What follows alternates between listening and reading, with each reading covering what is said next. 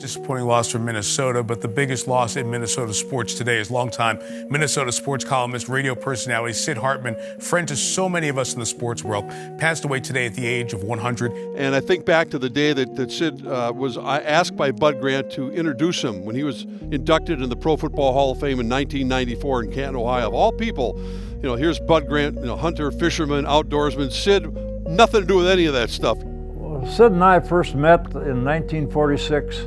Walking up the steps of Cook Hall at the University of Minnesota. It was Sid's first day on the sports beat at Minnesota.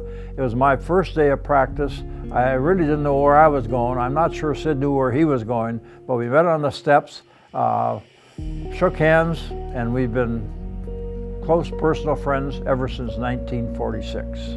As all of you know, working journalists are taught to avoid friendships with the people they cover. They call it conflict of interest. If that had been the rule some 45 years ago, it would have cost me one of the best friends I have on this earth.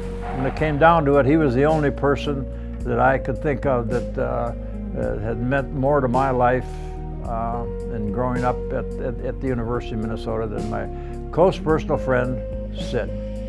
In February 1961, I was drafted in the third round, or sometime before then, in the third round of the draft.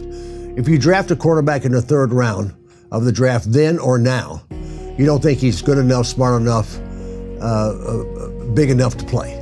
And it's like 10 below zero. And we come down at Wold Chamberlain Field off a Northwest Airlines flight from Atlanta, Georgia to here, and coming down the steps, and down at the bottom of the steps was Sir Sidney Hartman. I never heard of him, didn't know who he was.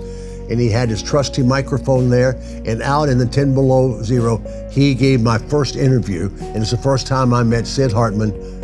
And Sid Hartman is as important a part of the Minnesota Vikings of anybody from Bud Grant, Fran Tarkenton, Jim Marshall, Alan Page, Carl Eller, Adrian Peterson. He's just as big a part of it as any of us.